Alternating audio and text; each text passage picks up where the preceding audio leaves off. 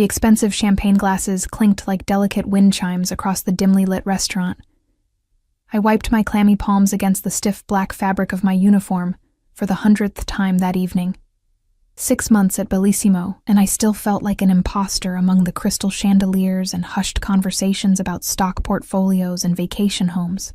"Table 7 needs attention, Ellie," Marco hissed as he brushed past me, balancing a tray of appetizers that cost more than my monthly rent. Mr. Ricci's daughter just arrived. My stomach tightened at the name. Everyone who worked at Bellissimo knew about the Ricci family. They didn't just own this restaurant, they owned half the neighborhood, the kinds of people who never showed their faces in public without a reason, and never without security. I grabbed a pitcher of ice water and approached table 7, keeping my eyes down as I'd been trained. The table occupied the most private corner of the restaurant, partially obscured by an ornate wooden screen. Even the lighting seemed different there, warmer, more forgiving, as if the very air knew to flatter its occupants. "Would you like some water, Miss Ricci?" I asked, my voice barely audible above the pianist playing softly in the background. When I finally allowed myself to look at her, I was struck by how young she seemed, maybe 20 at most. She wore a simple black dress that probably cost more than my car, her dark hair pulled into a sleek ponytail that emphasized her sharp cheekbones. But it was her eyes that caught me off guard, wide and alert, darting around the restaurant with an intensity that seemed out of place for someone her age. "Thank you," she said, watching me carefully as I poured. She didn't smile. I noticed she was alone at the large table, unusual for the Ricci family, who typically arrived in groups with at least 2 men standing at strategic points around them. Before I could wonder about this, the front door of the restaurant opened, and the atmosphere shifted instantly. I didn't need to turn around to know who had entered. The sudden stiffening of every staff member's spine told me everything. A cold prickle ran down my neck as the sound of confident footsteps approached. Unhurried, deliberate, like someone who never needed to rush because the world would always wait for him. The scent reached me first, expensive cologne with notes of cedar, and something darker, more primal. Then came the whisper of a perfectly tailored suit, the kind that makes no sound except when its wearer allows it to. "You're early, Sophia," came a deep voice from behind me, smooth as aged whiskey but with an edge that made my hand tremble slightly, water sloshing dangerously close to the glass's rim. I kept my eyes fixed on the pitcher, but in my peripheral vision, I caught glimpses of him as he moved around the table. Tall, dark hair cut precisely, a watch that caught the light as he pulled out his chair. He hadn't acknowledged my existence, yet I felt suffocated by his presence. "I had nothing better to do," Sophia replied, her tone carrying a hint of defiance that made me inwardly cringe. No one spoke that way to Mr. Ricci, not even his daughter, I would have thought. I finished pouring and was about to retreat when Sophia looked up at me again. "Could I have a lemon for my water, please?" "Of course," I murmured, but as I turned to leave, her hand caught my wrist, a lightning-quick movement that froze me in place. Her touch was light but insistent, and when my startled eyes met hers, she gave an almost imperceptible shake of her head before releasing me. I felt Ricci's attention shift to me for the first time, the weight of his gaze like a physical thing pressing against my skin. "Is there a problem?" he asked, his voice deceptively soft. "No, sir," I replied automatically, my heart hammering so loudly I was sure he could hear it. "Just getting Miss Ricci a lemon." I walked away on legs that threatened to buckle, feeling his eyes following me until I disappeared into the kitchen. I pressed my back against the cool tile wall, trying to steady my breathing. "You okay, Ellie? You look like you've seen a ghost." It was Jake, one of the busboys, his freckled face concerned as he loaded dirty dishes into the industrial washer. "I'm fine," I lied, reaching for a small plate and placing a carefully sliced lemon wedge on it, "just tired."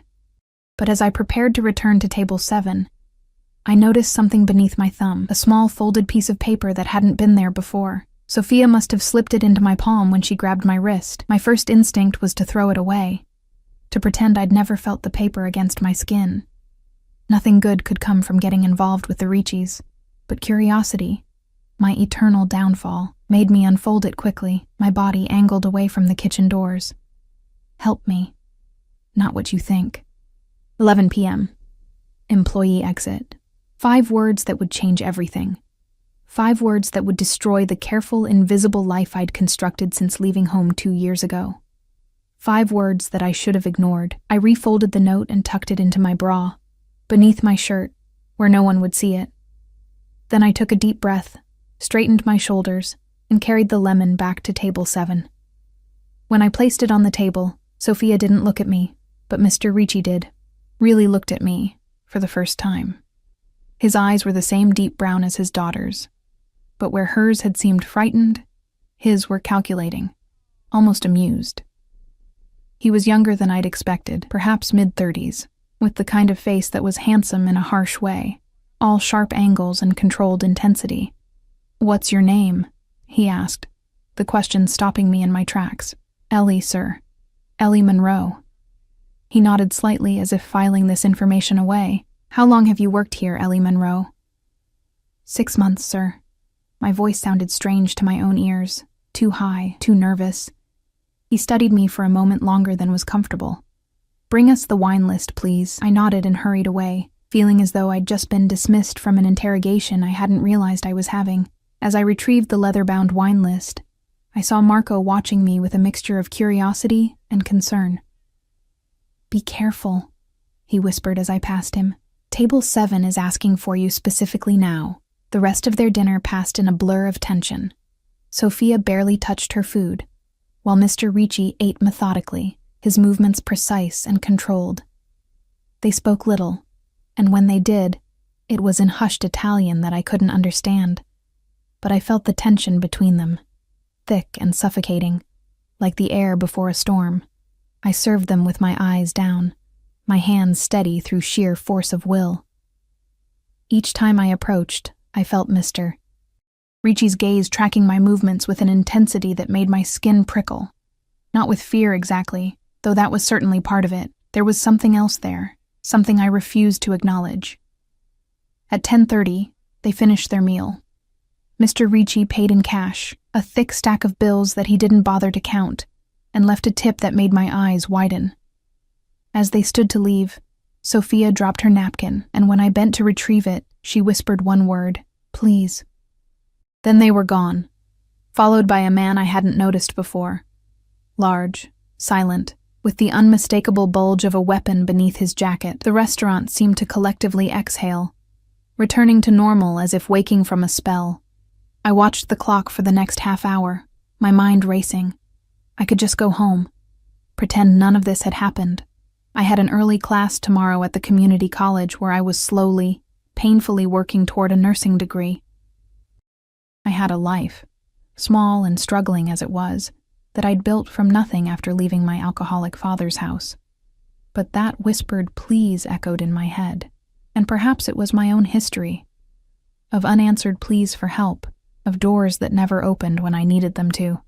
That made my decision for me. At 10:55, I told Marco I wasn't feeling well and needed to leave early. He looked skeptical, but didn't argue. I changed out of my uniform in the small staff bathroom, pulling on my worn jeans and faded blue sweater, clothes that instantly transformed me from server to nobody. The employee exit was at the back of the restaurant, down a narrow hallway past the dry storage. I pushed the door open at exactly 11 stepping into the cold night air of the alley behind Bellissimo. At first I thought I was alone, and relief mingled with disappointment in my chest. Then a shadow moved near the dumpster, and Sophia Ricci stepped into the pale glow of the security light.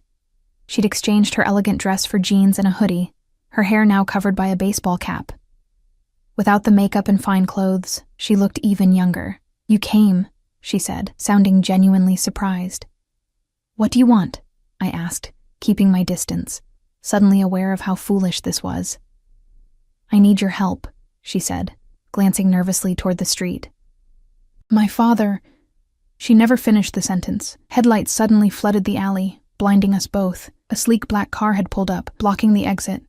Before I could react, the back door opened, and Mr. Ricci stepped out, his face a mask of cold fury that made my blood freeze. Behind him emerged the same large man I'd seen earlier, his hand now resting openly on his gun. Sophia made a small sound beside me, half gasp, half sob. "Sophia, Mr. Ricci said, his voice terrifyingly calm as he approached us. You disappoint me.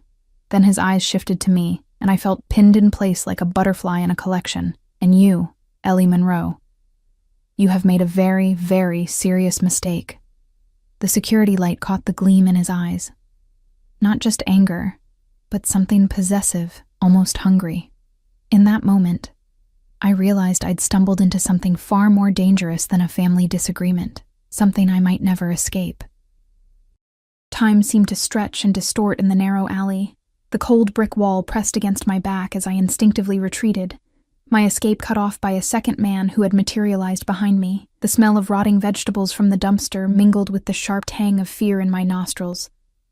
"Father, please," Sophia said, stepping slightly in front of me. "She has nothing to do with this. She's just a waitress." Mr. Ricci's laugh was soft, almost gentle, but it sent a chill down my spine. A waitress who decided to meet my daughter in secret after hours. A waitress who accepted a note, who conspired behind my back. His eyes never left mine as he spoke. "No. I think Ellie here has chosen to involve herself quite deliberately. I started to protest, but the words died in my throat as he raised his hand slightly. "Don't insult my intelligence," he said. "It never ends well." He turned to his daughter, switching to Italian, his voice harder now. Sophia responded, her words tumbling out rapidly, desperately. I couldn't understand what they were saying, but the power dynamic was unmistakable. A king tolerating temporary insubordination from a subject. The large man, a bodyguard I realized, kept his eyes on me, his expression blank but watchful. I was calculating my chances of running when Mr. Ricci switched back to English. "Get in the car, Sophia," he said. It wasn't a request. "No." Her voice shook, but she stood her ground. "I won't go back. I can't live like this anymore." Something dangerous flashed across her father's face. "We will not have this conversation here," he said, each word precise and clipped. He nodded to the bodyguard, who moved toward Sophia.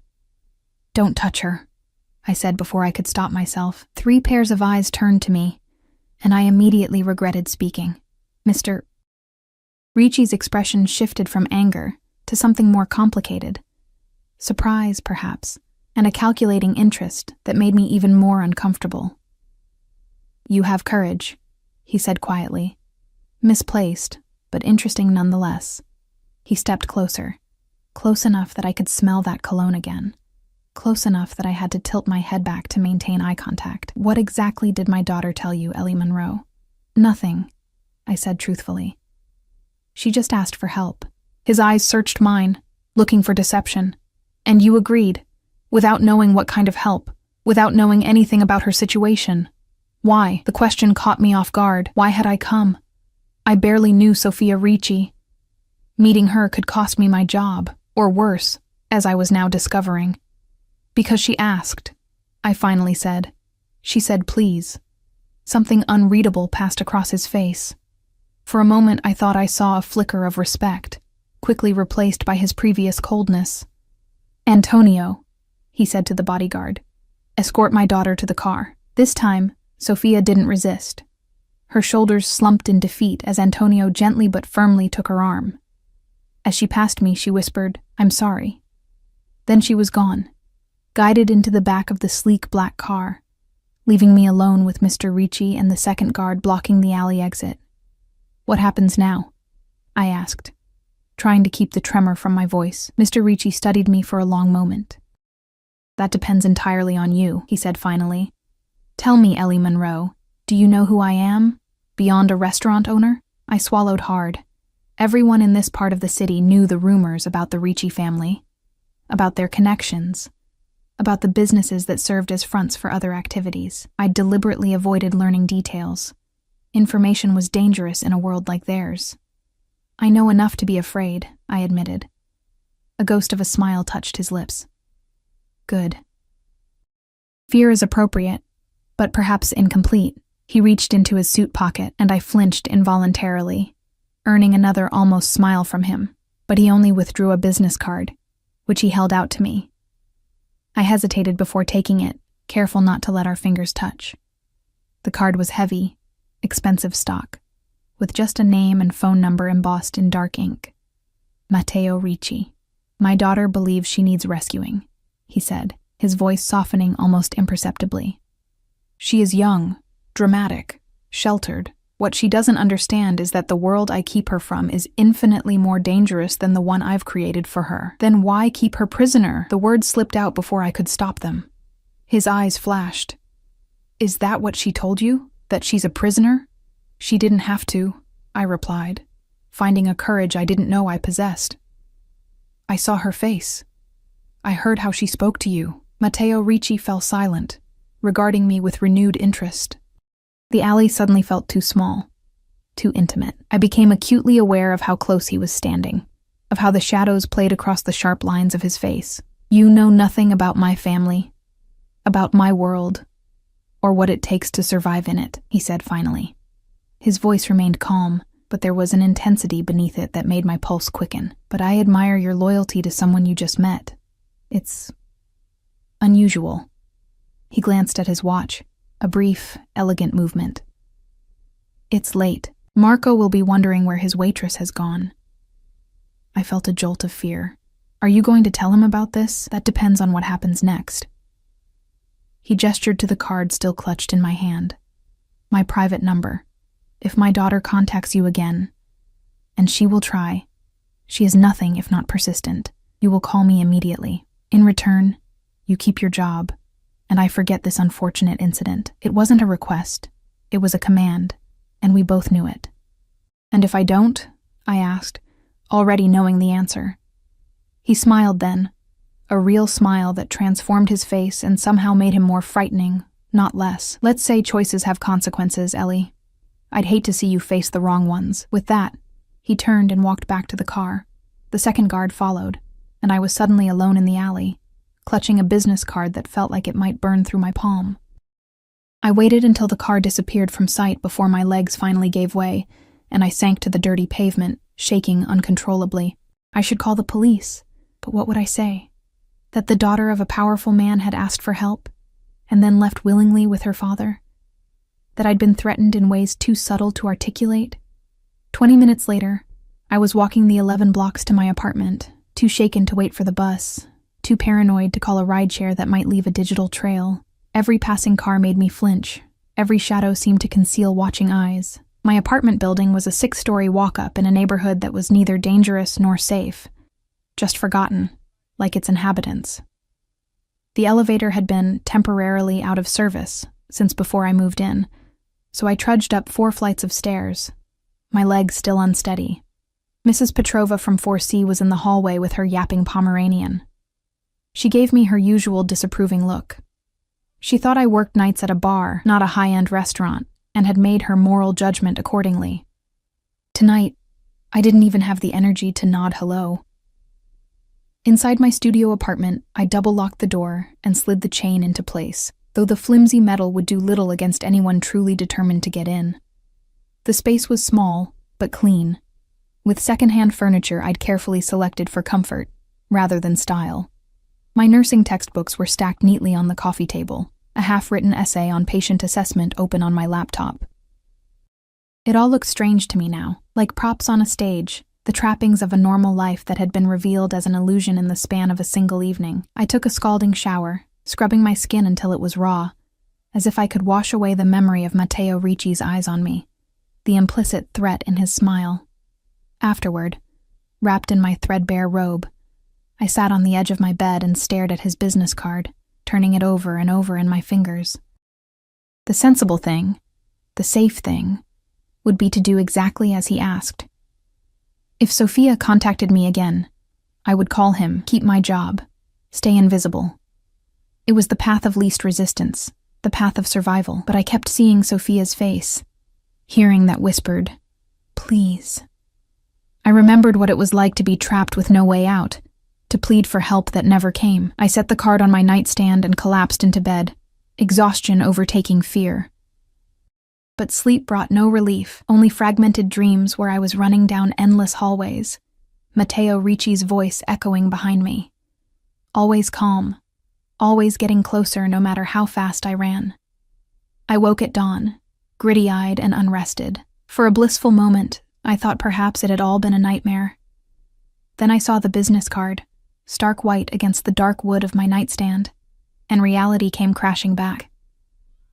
My shift at Bellissimo wasn't until 4 p.m., which gave me time to attend my morning classes. I went through the motions mechanically, taking notes without processing the information, nodding at the right intervals when classmates spoke to me. All the while, a voice in my head repeated, "What have you gotten yourself into?" By the time I arrived at Bellissimo that afternoon, I had convinced myself that things would return to normal. Sofia wouldn't contact me again. Matteo Ricci would forget about me. I was nobody, invisible. That had always been my strength and my protection. Marco greeted me with raised eyebrows. "Feeling better?" "Much," I lied, tying my apron with hands that only shook slightly. "Thanks for understanding last night." He studied me for a moment too long, then shrugged. "Your section is the same as usual. It's going to be busy.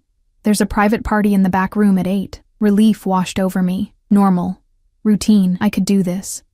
For the first hour, everything proceeded as usual. I took orders, delivered drinks, smiled politely at customers who looked through me rather than at me. The familiar rhythm of restaurant work was soothing, allowing me to push away thoughts of dark cars and whispered pleas. Then, at precisely 5:30 p.m., the front door opened, and Matteo Ricci walked in. He wasn't dressed for dinner, no suit this time, but dark jeans and a charcoal sweater that somehow looked more expensive than any formal wear. No bodyguards flanked him, but his presence filled the space just the same. Every staff member straightened imperceptibly as he passed, their eyes carefully averted. My heart hammered against my ribs as he approached the hostess stand. Would he request my section? Would he mention last night? But he merely exchanged a few quiet words with Sofia, the hostess, who nodded deferentially and led him to a table. In Marco's section, not mine. I exhaled slowly, continuing with my work while keeping him in my peripheral vision. He ordered a drink, checked his watch occasionally, appeared to be waiting for someone, not Sofia. She was nowhere to be seen. I was delivering a tray of drinks to a group of businessmen when I felt it. That same prickling sensation of being watched. I glanced up and found Matteo's eyes on me from across the room, his expression unreadable. He raised his glass slightly, an acknowledgement that made my face heat inexplicably. An hour later, his guests still hadn't arrived. I was in the back, carefully selecting wines for table 12, when a voice behind me said, "We need to talk." I whirled around, nearly dropping an expensive bottle of Barolo. Matteo Ricci stood in the doorway of the wine cellar, effectively blocking the only exit. "This is staff only," I said, hating how breathless I sounded. "I own the restaurant," he reminded me, stepping fully into the cellar and letting the door swing shut behind him. The space suddenly seemed much smaller, the air thicker. "And I think you know this conversation can't wait. I haven't seen or heard from Sofia," I said quickly. "I was going to call if I did, just like you asked." He moved closer, his movements deliberate, unhurried. "That's not why I'm here, Ellie." The way he said my name, soft, almost intimate, sent an involuntary shiver up my spine. I backed up until I felt the wooden wine racks press against my back. "Then why?" I managed to ask. "Because you're in danger," he said simply. "And it's my fault." "Danger?" I repeated, my voice barely above a whisper in the dim cellar. The word hung between us, heavy with implication. "What kind of danger?" Matteo stepped closer, his tall frame blocking what little light filtered in from the crack beneath the door. "My daughter didn't tell you anything?" "No," I said honestly. "Just asked for help. That's all." He studied me for a moment, as if weighing the truth of my words. "Sofia has complicated herself with dangerous people. People who would use anyone connected to her to get to me. But I'm not connected to her," I protested. "I'm just a waitress who met her in secret," he interrupted. "Who was seen by at least 2 of my men speaking with her privately. That's connection enough for them." My mind raced, trying to make sense of his words. "Them? Who's them?" Matteo's jaw tightened. "Business rivals, former associates, people who would consider my daughter a valuable acquisition." The clinical way he described what sounded like potential kidnapping made my stomach turn. Yet beneath my fear, another emotion was building: anger. If she's in such danger, Why was she trying to escape you? I challenged. Something flashed in his eyes, surprise perhaps that I would dare question him. Because she's young, sheltered. She doesn't understand the realities of our world. Or maybe she understands all too well what kind of man her father is, I said, the words escaping before I could stop them. I expected anger, perhaps even violence, but Mateo's response surprised me. He laughed. A short, genuine sound that transformed his face momentarily. "You're either very brave or very foolish," he said, stepping close enough that I could see the faint stubble along his jaw, smell the cedar notes of his cologne. Possibly both. I pressed myself harder against the wine rack, feeling the edges dig into my back. "What do you want from me, Mr. Ricci?" "Mateo," he corrected softly, "and I want your cooperation, Ellie. Sophia trusts you, for whatever reason. If she reaches out again, I need to know immediately, not just because I ordered you to tell me, but because you understand what's at stake." "And what is at stake?" I asked, finding courage in the growing certainty that he wasn't going to harm me, at least not physically, not here. "Her life," he said simply, "and possibly yours now too."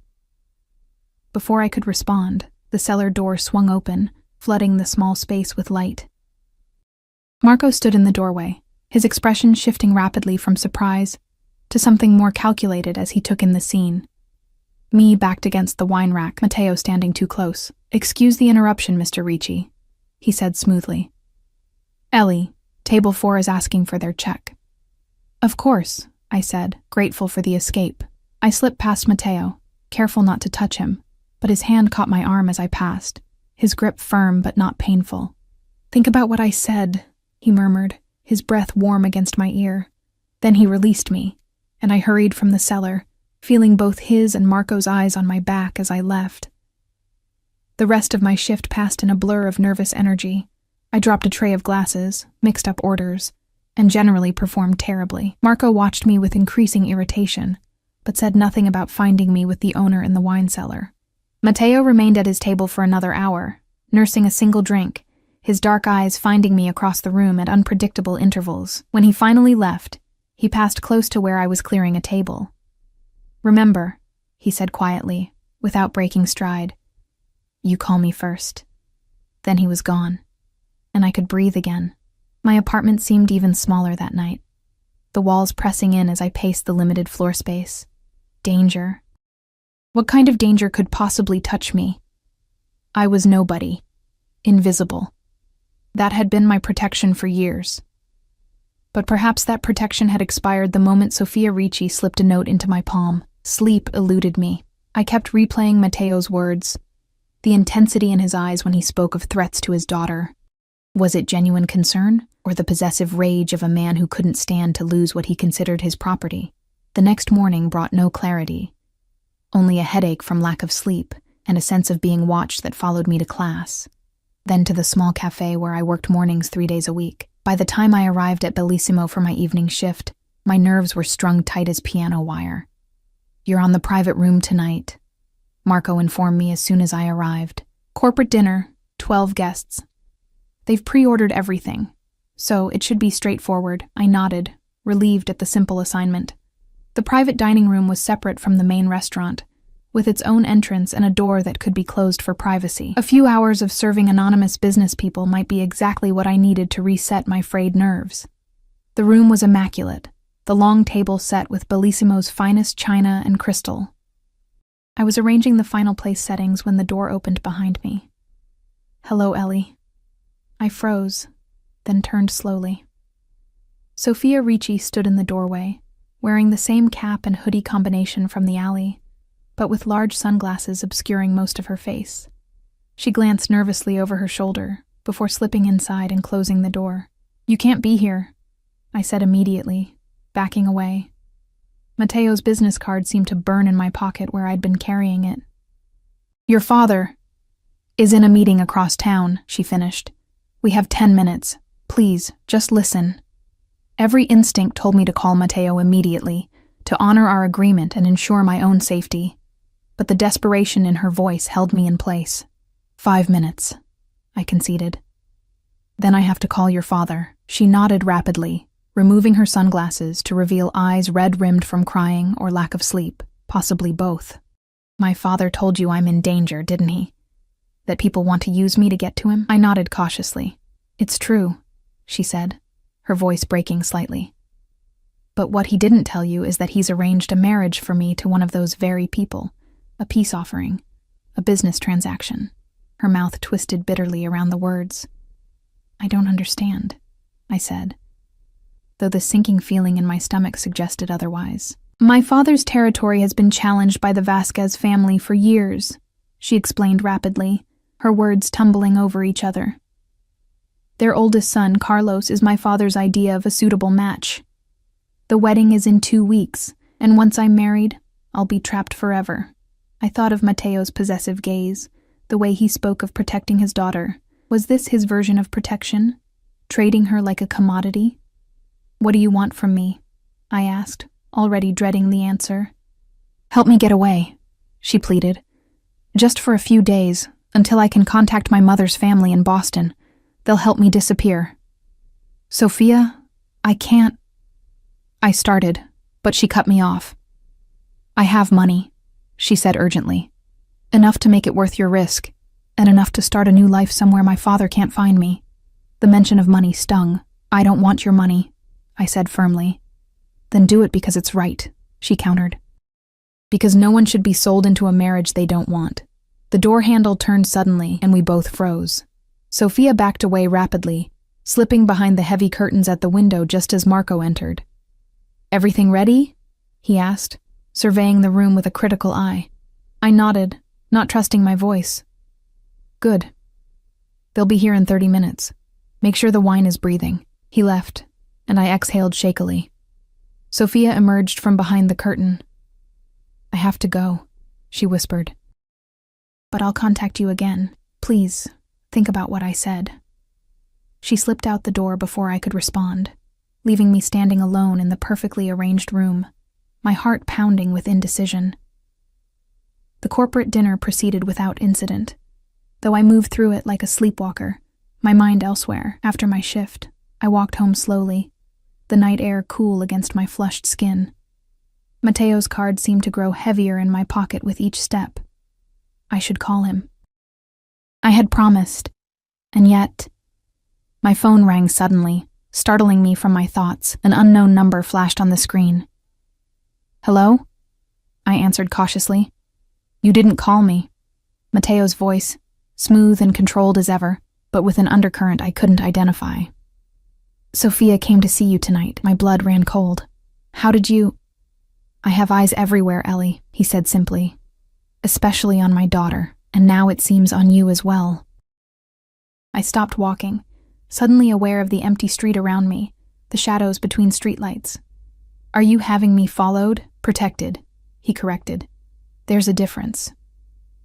I don't want your protection, I said, anger flaring. I don't want any part of this. It's too late for that. His voice softened slightly. You're already involved. The question is whether you'll be an ally or an obstacle. I'm neither, I insisted. I'm just a waitress who got caught in something she doesn't understand. Then let me help you understand, he said. A sleek black car turned the corner ahead, rolling to a stop beside me. The back window lowered to reveal Mateo inside, his phone still at his ear. Get in. I stood frozen on the sidewalk staring at him. He ended the call and leaned forward slightly. Please, Ellie, he said, and the unexpected word caught me off guard. It's not safe for you out here, not anymore. Perhaps it was exhaustion, or the genuine concern I thought I heard in his voice, or simply the realization that I was already too deep in whatever this was. But I found myself opening the car door and sliding into the smooth leather seat beside him. The interior smelled of leather and his now familiar cologne. The partition between us and the driver was closed, creating an intimate space that felt both like a sanctuary and a trap. What did Sophia tell you?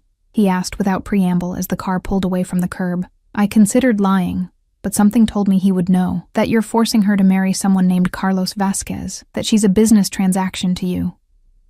Mateo's expression hardened. She told you that, and you believed her. Should I not have? I challenged. He turned to face me fully, his eyes intense in the dim light from passing street lamps. Sophia is young, sheltered, romantic. She sees the world in black and white. The reality is far more complex. Then explain it to me, I said.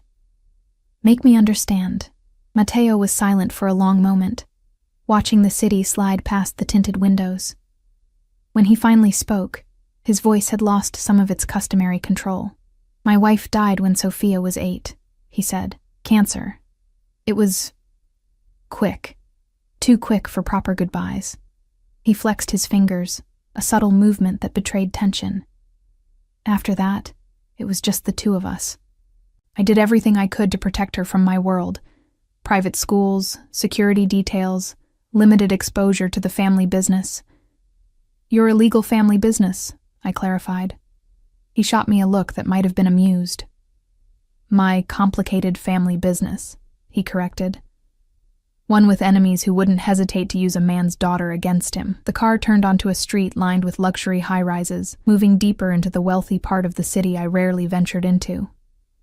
The Vasquez family has been expanding their territory for years, Matteo continued. 6 months ago, they crossed a line. One of my lieutenants was found dead. A warning. A challenge. His jaw tightened. I could have started a war. Many of my men wanted that, but wars have casualties, Ellie. Innocent ones. So you offered your daughter instead, I said, unable to keep the disgust from my voice. I offered an alliance, he countered sharply. A joining of families that would ensure peace.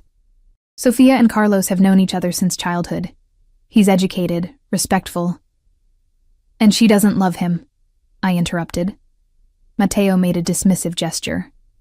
Love is a luxury many don't have. Sophia's safety, everyone's safety, is my priority. That's not your decision to make for her, I argued. It is exactly my decision, he said, his voice hardening. I am her father. Everything I do, every choice I make, is to keep her safe. Safe and miserable, I muttered. The car slowed, pulling into the private garage beneath one of the high-rises. As we came to a stop, Matteo turned to face me fully. You see only part of the picture, Ellie, he said quietly. Sophia is naive. She believes she can simply run away, start a new life. But the Vasquez family would take her disappearance as an insult, a rejection of peace. They would retaliate. People would die. I wanted to argue, to defend Sophia's right to choose her own path, but the gravity in his voice gave me pause. So what happens now? I asked instead. Now, he said, opening his door. We continue this conversation somewhere more comfortable. I hesitated, suddenly aware of how isolated I was, how completely in his power. I should go home, I said, my voice smaller than I intended. Matteo's expression softened unexpectedly.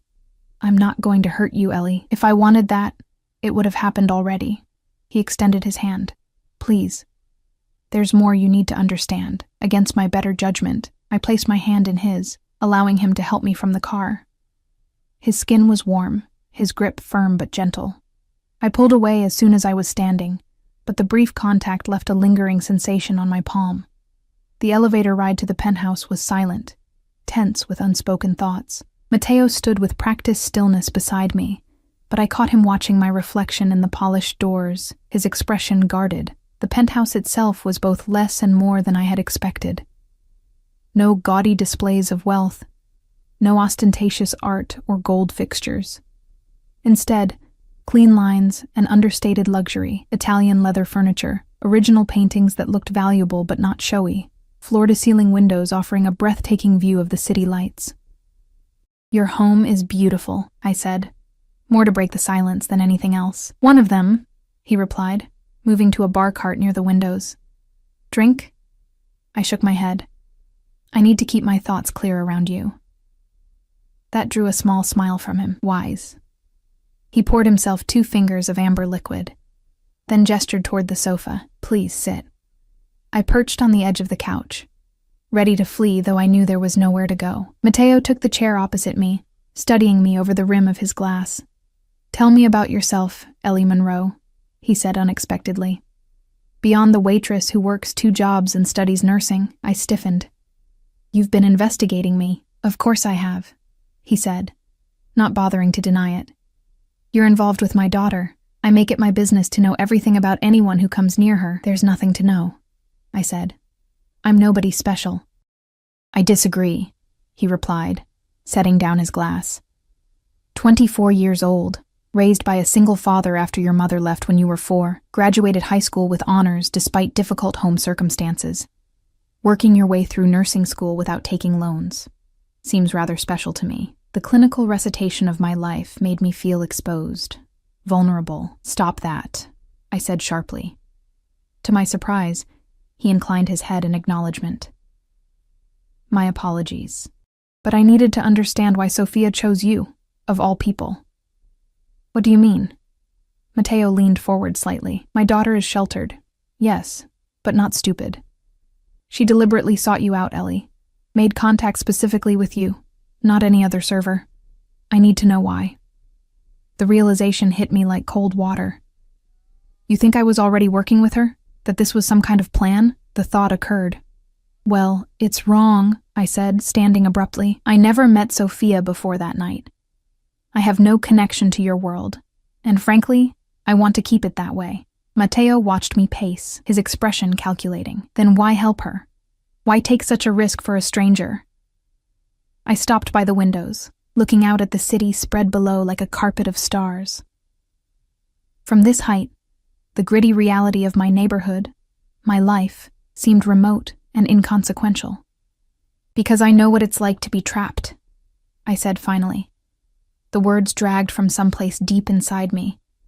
To have your future decided by someone else. To plead for help and have no one listen.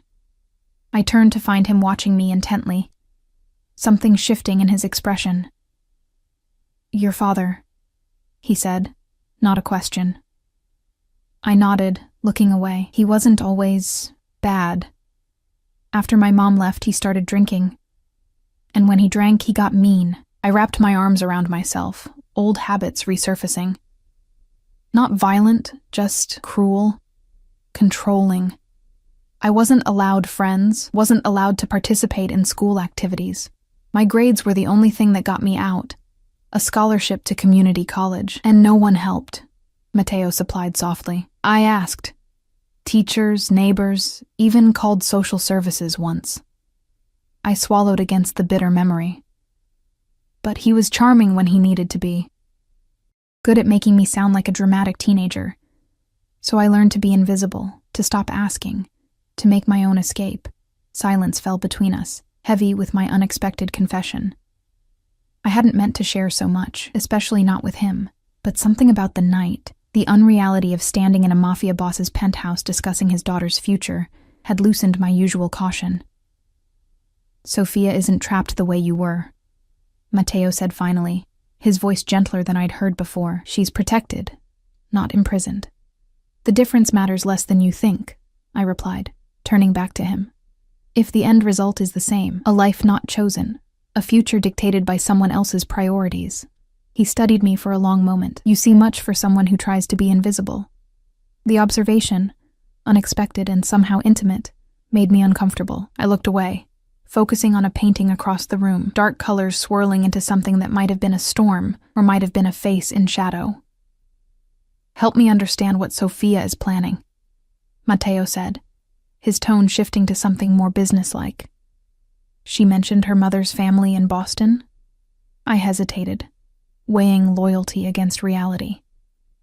Sophia had trusted me, but I was here, in Matteo Ricci's home, with no real leverage or protection. And if what he said about the Vasquez family was true, she said she wanted to stay with them until she could disappear, I admitted finally. Start a new life somewhere you couldn't find her. Matteo's laugh was short, without humor. There is nowhere I couldn't find her, he said. And her mother's family, they're civilians. No protection, no understanding of the world Sophia comes from. They'd be sitting ducks. For the Vasquez family, or any number of others who would use her against me, he confirmed. Sophia doesn't understand the danger she's in, the danger she puts others in. I sank back onto the sofa, suddenly exhausted. So what happens now? You force her to marry a man she doesn't love to prevent a war? She tries to escape and puts innocent people in danger? There's no good outcome here. Matteo's face softened unexpectedly. You care what happens to her, to a girl you barely know. Of course I do, I said, surprised by the question. Don't you? Something flickered in his eyes, pain, perhaps, or regret. Everything I do is because I care for her. Even the things she hates me for. The raw honesty in his voice caught me off guard.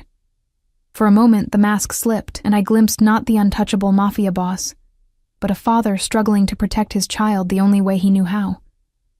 There has to be another solution, I said quietly. Some compromise. He shook his head.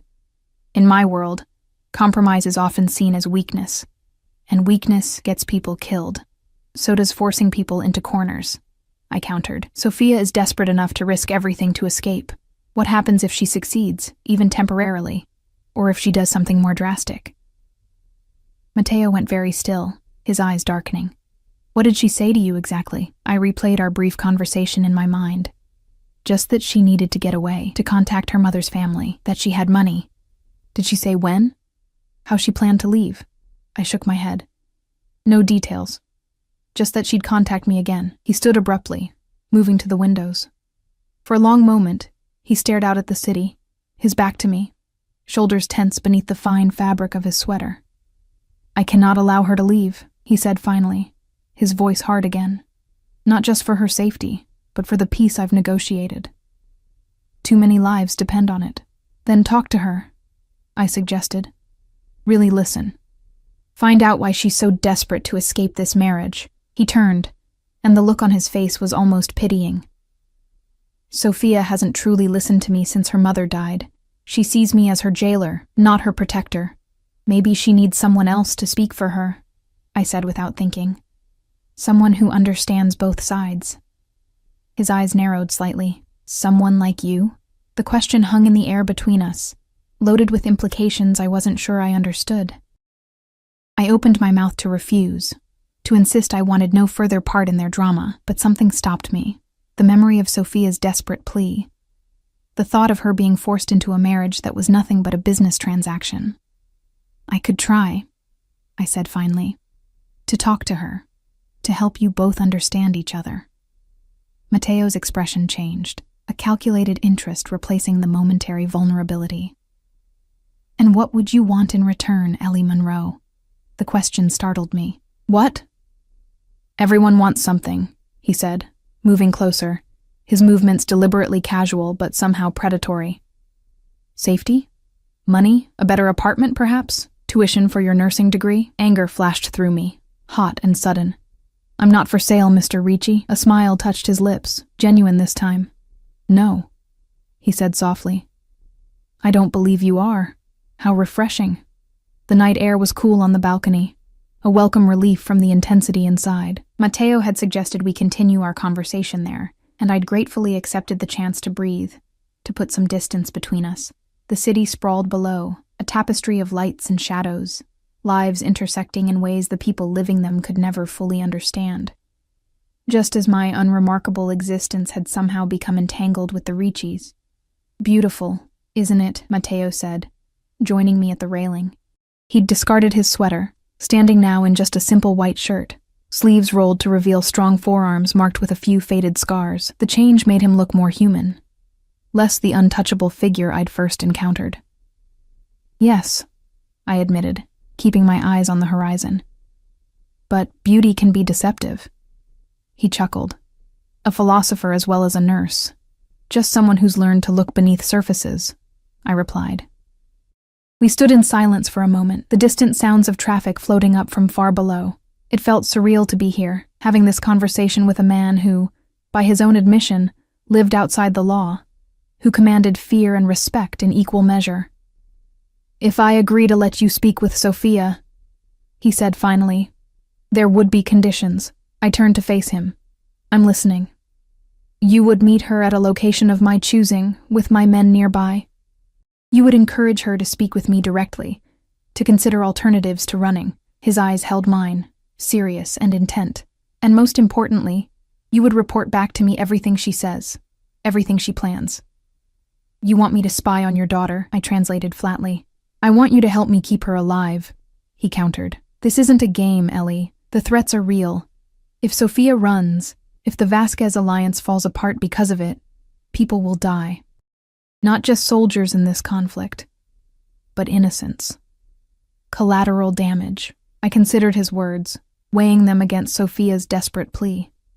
Both father and daughter believed they were right, both trapped in their own way by circumstances and choices. I'll talk to her, I said slowly. But I won't lie to her. I won't pretend I'm not reporting back to you. He raised an eyebrow. She won't trust you if she knows you're working with me. Then she shouldn't trust me, I said firmly. I won't build a relationship on deception, not even to help you. Mateo studied me with renewed interest. Most people would say whatever I wanted to hear in your position. I'm not most people. No, he agreed softly. You're not. He stepped closer, close enough that I could feel the warmth radiating from him in the cool night air. What made you this way, Ellie Monroe? This unbending? The question caught me off guard. No one had ever asked me that before, had ever seen that core of stubborn principle as anything but an inconvenience. Survival, I answered honestly. When everything else is taken from you, security, family, certainty, all you have left is who you are, what you'll compromise and what you won't.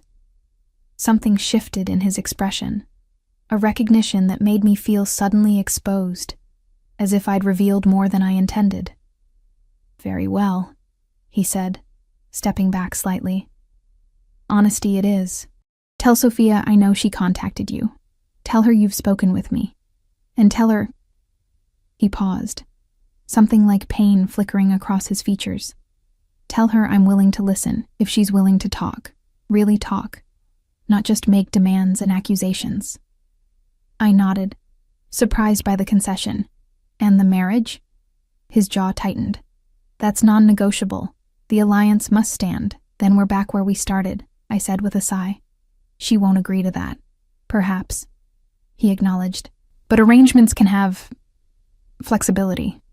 Terms can be adjusted, timelines extended. He gave me a measured look. Tell her that much. It's a start. It wasn't much, but it was something. A crack in the immovable facade, a hint that compromise might be possible after all. Now, Mateo said, his tone shifting to something more immediate. It's late, and you have classes tomorrow. My driver will take you home. The sudden dismissal left me off balance. That's it? For tonight. He reached into his pocket and withdrew his phone, tapping briefly before returning it. I've arranged for a security detail to watch your apartment. Don't be alarmed if you notice them. I don't want your men watching me, I protested. It's not up for negotiation, he said, his voice regaining its authoritative edge. Until this situation with Sophia is resolved, you're under my protection. His expression softened slightly. Consider it a thank you for agreeing to help. I haven't agreed to anything yet, I reminded him. He smiled, that same transformative expression I'd glimpsed before. Haven't you? He gestured toward the door. After you. The ride back to my apartment was silent, my thoughts too chaotic for conversation. The driver, different from the one who had brought us to the penthouse, kept his eyes on the road, professional and discreet. As we pulled up in front of my building, he spoke for the first time. Mr. Ricci instructed me to give you this. He handed back a small envelope, and to tell you he'll be in touch tomorrow. Inside the envelope was a key, new, unscratched, with a small tag attached bearing an address I didn't recognize. No note, no explanation. Just another piece in a puzzle I wasn't sure I wanted to solve. My apartment felt smaller than ever when I finally entered, the familiar surroundings now seeming fragile, temporary. I checked the locks twice, then laughed at myself. What good would my flimsy door do against the kind of danger Mateo had described, or against Mateo himself, if he decided I was a liability rather than an asset?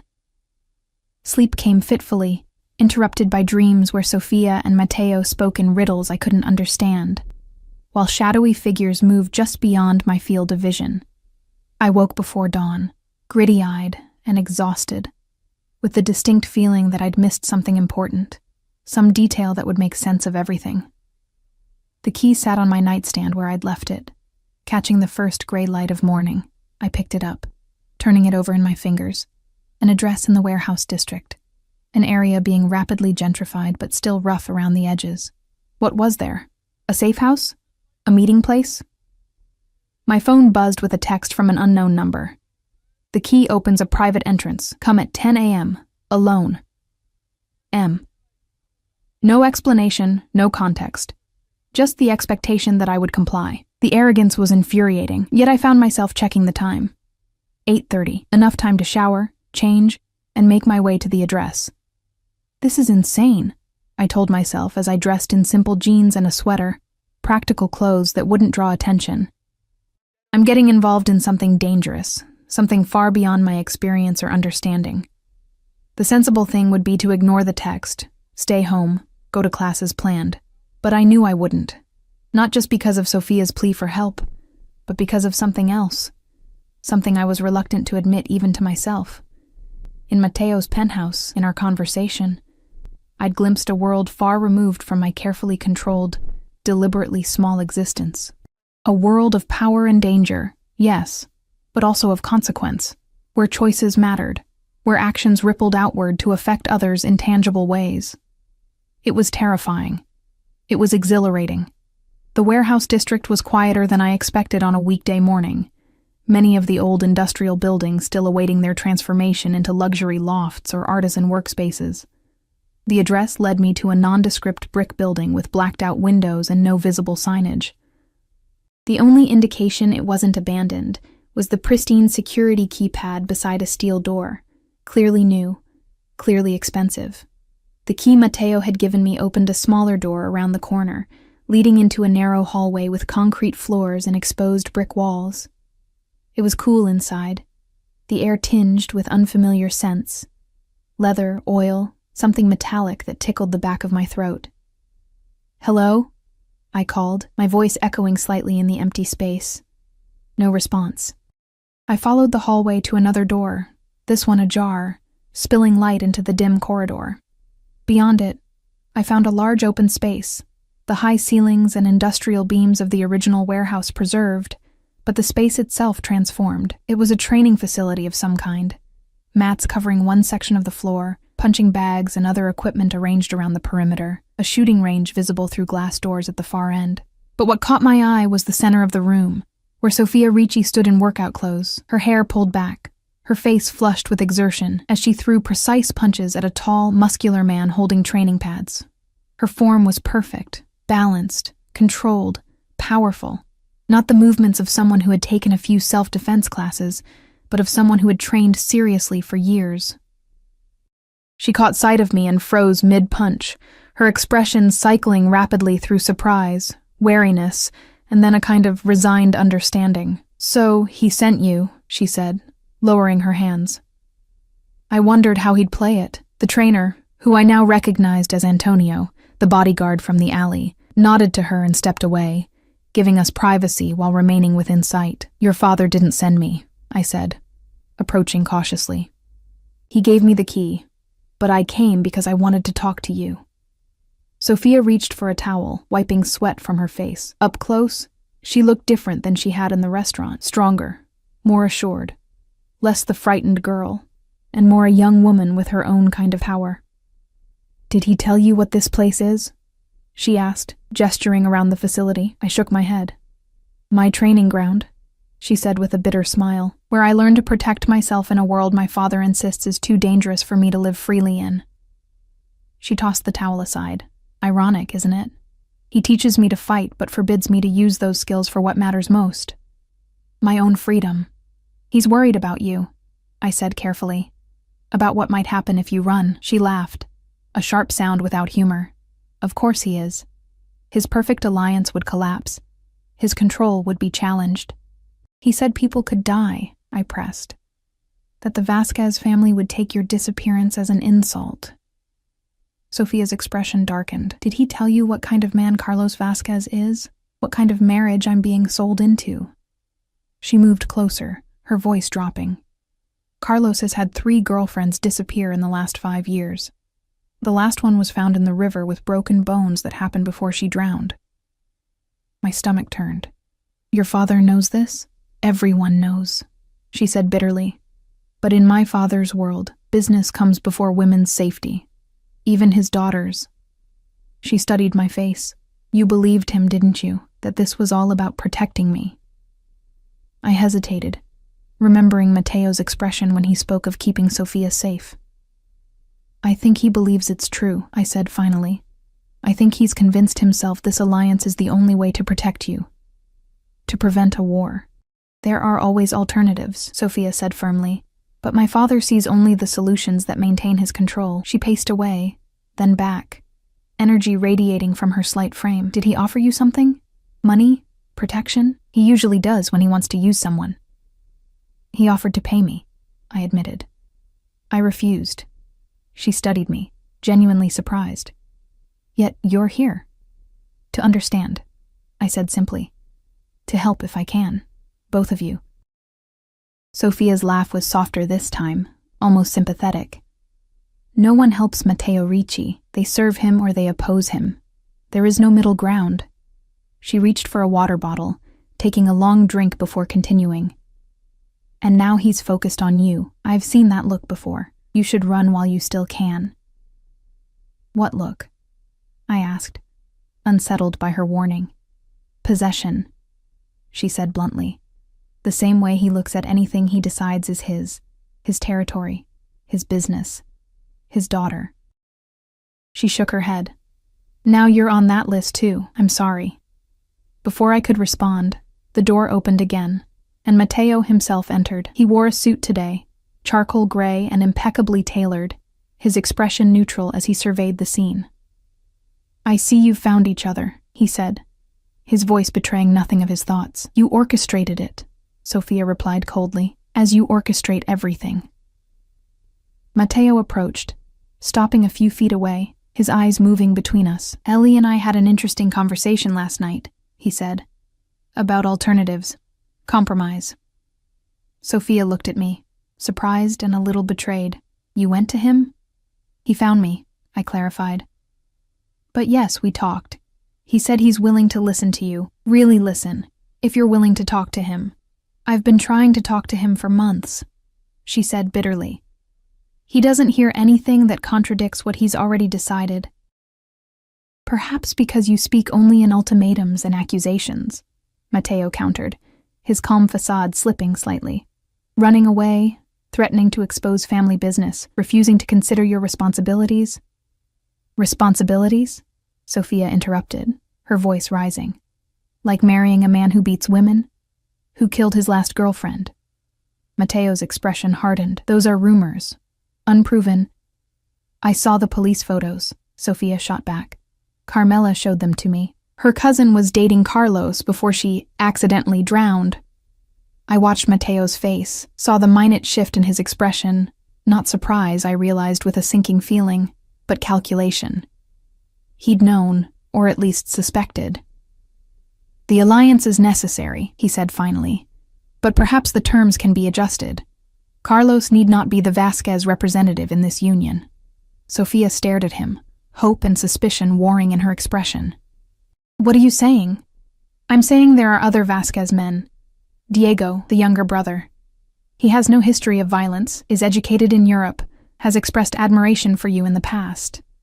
Matteo's voice was measured, reasonable. The alliance would stand, the peace would hold, and you would be safer. It was a concession, a significant one, from what I understood of Matteo's world. But Sophia's expression remained wary. Another arranged marriage to another man I don't love, she said flatly. That's your compromise? It's a start, I interjected, earning surprised looks from both Ricci's. Your father's offering an alternative that addresses your concerns about Carlos, that shows he's listening. Sophia studied me, then her father. And what about my freedom? My right to choose my own life, my own future? Matteo's expression softened unexpectedly. You are my daughter, Sophia, my only child. Everything I have built, everything I have done, has been to secure your future, to protect you from the dangers I cannot shield you from in any other way. By selling me into a political marriage, she challenged, by securing your position in a world that would devour you otherwise, he countered. The Vasquez alliance isn't just about peace, Sophia. It's about ensuring your place in the hierarchy when I'm gone, your safety, your power. I watched them, these two stubborn, proud people locked in a battle where both believed they were right, both fighting for something they considered vital. Father and daughter, mirror images in their determination, their refusal to yield. What if there was a third option? I suggested quietly. They both turned to look at me, and I continued before I lost my nerve. Not running away, not an immediate marriage. What if Sophia agreed to meet Diego, to give him a chance, but with conditions? Time to get to know him, freedom to pursue her own interests in the meantime, and the final decision about marriage remains hers. Mateo's eyes narrowed. The Vasquez family would never agree to such uncertainty. They would if you made it worth their while, I countered. Some other concession, some other guarantee that doesn't involve your daughter's happiness. Sophia looked between us, a flicker of hope warming her expression. You would do that? Give up territory, resources, just to give me a choice? For a moment, Mateo's mask slipped completely, and I saw the father beneath the Mafia boss, the man who had lost his wife too young, who had raised his daughter alone in a dangerous world, whose love and fear had twisted into control. For your safety, your future? Yes, he said softly, but you must meet me halfway, Sophia. No more running, no more threats to expose family matters, and you will give Diego a genuine chance.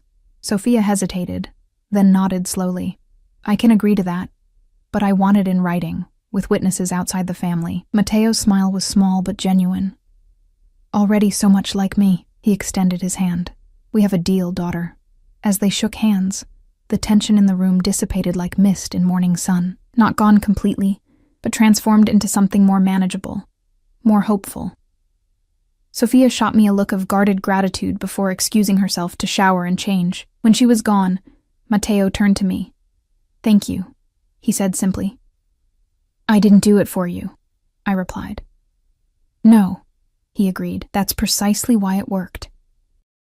He studied me with that same intensity I'd come to recognize, but there was something different in it now. Respect, perhaps, and a curiosity that had nothing to do with his daughter. You're a remarkable woman, Ellie Monroe. I shifted uncomfortably under his gaze. What happens now? With us? He raised an eyebrow at the word us, a small smile playing at the corner of his mouth. That depends entirely on you, he said, echoing his words from the alley that now seemed so long ago. Your part in this particular drama is complete. You're free to return to your life, your studies, your carefully constructed invisibility. The offer should have been a relief. A clean exit from a world I'd stumbled into by chance, a dangerous world that had nothing to do with my quiet ambitions. Yet I found myself hesitating, the thought of returning to my tiny apartment, my solitary existence, suddenly less appealing than it had been just days ago. Mateo watched the conflict play across my face, understanding dawning in his eyes. Or, he said softly, you could stay. Not as Sophia's confidant or my informant, but as yourself.